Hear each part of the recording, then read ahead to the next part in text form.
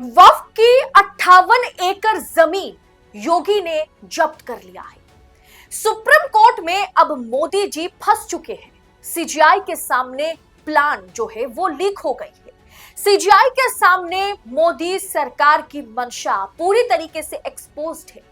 वक्फ कानून पर मोदी सरकार को जवाब देने के लिए 7 दिन का वक्त दिया गया है और इस बीच सुप्रीम कोर्ट ने वक्फ बोर्ड में किसी भी तरह की नियुक्ति पर रोक भी लगाई है।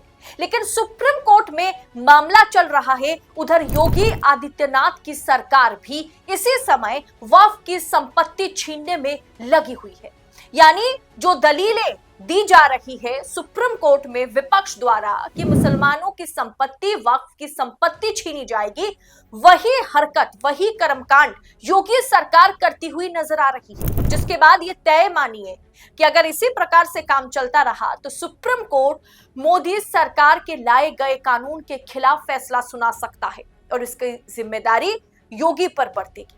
जहां सुप्रीम कोर्ट में वक्फ पर सुनवाई चल रही है, वहां योगी आदित्यनाथ की सरकार क्या कुछ कर रही है, खबर देखिए आपके स्क्रीन पर है। योगी सरकार का बड़ा एक्शन, वक्फ की 58 एकड़ जमीन वापस, सरकारी संपत्ति घोषित। यानी जिसका डर मुसलमानों को सता रहा है वही सरकार कर रही है, योगी सरकार फिलहाल करती हुई नजर आ रही है। वक्फ कानून के खिलाफ देश भर में चल रहे राजनीतिक घमासान के बीच उत्तर प्रदेश की योगी आदित्यनाथ सरकार ने बड़ी कार्रवाई की है। योगी सरकार ने कौशाम्बी जिले में वक्फ की 58 एकड़ संपत्ति को मुक्त करा करके इसे सरकारी जमीन के रूप में रजिस्टर करा लिया है। वाह जी वाह, क्या वाकई कार्रवाई सरकार कर रही है, जरा देखिए। योगी सरकार ने यह कार्रवाई ऐसे वक्त में की जब देश भर में मुस्लिम संगठनों और विपक्षी दलों ने वक्फ कानून के खिलाफ न सिर्फ उत्तर प्रदेश बल्कि सभी राज्य में लगभग आंदोलन छेड़ा हुआ है।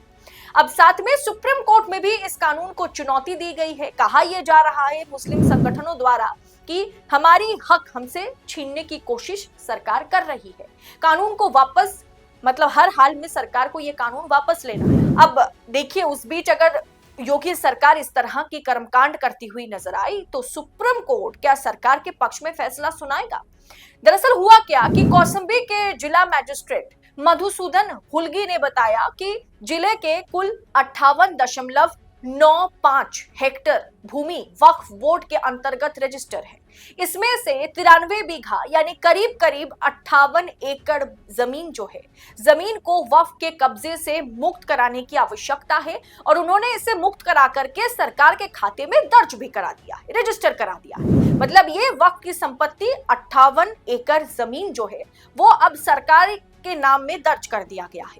सरकार की ओर से यह कार्रवाई जांच के बाद की गई है। जांच में यह पता चला था कि वक्फ बोर्ड के तहत रजिस्टर होने से पहले यह जमीन ग्राम समाज के नाम पर दर्ज थी। इस जमीन के बड़े हिस्से में मदरसे और कब्रिस्तान बनाए गए थे और योगी सरकार की यह कार्रवाई आगे भी जारी रहेगी। मतलब योगी जी यहीं पर रुकने वाले नहीं है, ये कार्रवाई जारी रहेगी।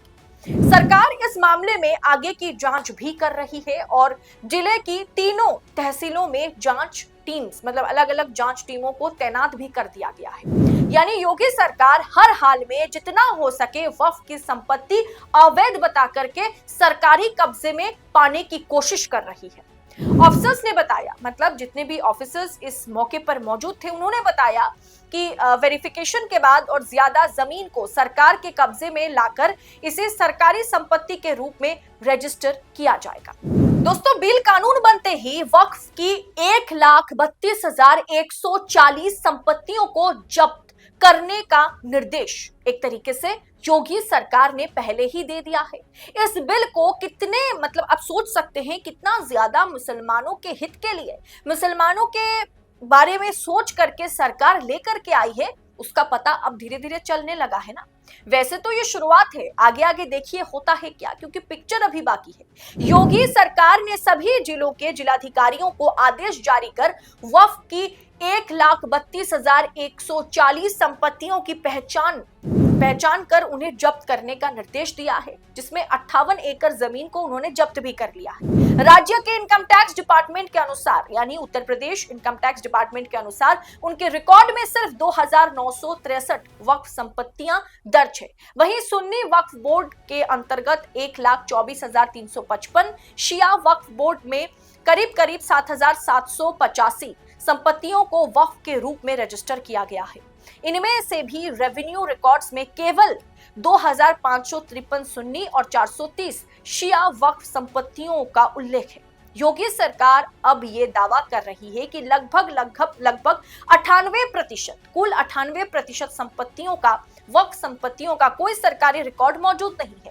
अर्थात यूपी की सरकार इस 58% वक्फ की जमीन पर अब योगी सरकार कब्जा पाने की कोशिश में लगी हुई है। जिस दिन लोकसभा में यह बिल पास हुआ, उसके अगले ही दिन प्रयागराज में सीएम योगी ने क्या कहा था? ये बोर्ड क्या मतलब वक्फ बोर्ड क्या भूमाफिया बोर्ड हो गया है?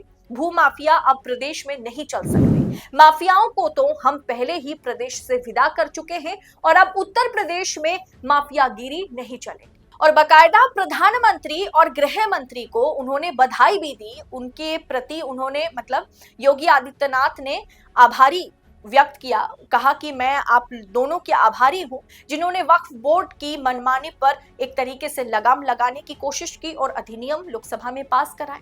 सीएम की इस प्रतिक्रिया ने, योगी आदित्यनाथ की इस प्रतिक्रिया से यूपी सरकार का रुख समझा जा सकता है। योगी सरकार वक्फ बोर्ड के अवैध कब्जे वाली जमीनें खाली करवाएगी। इस कानून को अगर सुप्रीम कोर्ट रद्द नहीं करता तो सोचिए यूपी में भाजपा शासित प्रदेशों में इसका क्या असर होगा। कपिल सिब्बल ने सुनवाई के दौरान ही सीजीआई को इसी मुद्दे पर सीजीआई को चेताया है और उन्होंने कल इसी मुद्दे पर कहा है कि वक्फ सैकड़ों साल पहले बनाया गया है।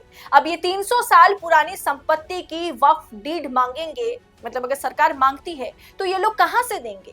नहीं दिखा पाएंगे डीड या कागजात तो संपत्ति सरकार की हो जाएगी। क्या ये सही है? वक्फ कानून की आड़ में भाजपा सरकार क्या तांडव मचाने वाली है और अब मचाना शुरू भी कर चुकी है। योगी आदित्यनाथ सरकार जिस तरीके से कामकाज करती हुई नजर आ रही है वो उसका जीता जागता उदाहरण है। अब आप खुद तय कीजिएगा, क्या इस मुद्दे को जब 5 मई को सुनवाई होगी तब इस मुद्दे को जब कपिल सिब्बल सुप्रीम कोर्ट में उठाएंगे तो क्या मोदी की फजीहत नहीं होगी? मोदी जी बार बार ये कह रहे हैं कि मुसलमानों के हित में ये फैसला लिया गया है, किसी की संपत्ति जब्त नहीं की जाएगी, लेकिन ये खबर कहीं ना कहीं सरकार सुप्रीम कोर्ट में जो कुछ भी कहती हुई नजर आ रही है उसे झुठला देती है ये रिपोर्ट। आप अपनी राय इस पूरे विषय को आप किस अंदाज में आंक रहे हैं, फिलहाल कमेंट बॉक्स में अपनी राय हमारे साथ साझा जरूर करें और ऐसी तमाम खबरों को लगातार पाने के लिए 4 PM न्यूज नेटवर्क के साथ बने रहे। इस रिपोर्ट में इतना ही, जल्द होगी आपसे मुलाकात ऐसे ही तमाम खबरों के साथ। तब तक के लिए चैनल के साथ बने रहे। बहुत बहुत शुक्रिया आप सभी का। जय हिंद, जय भारत।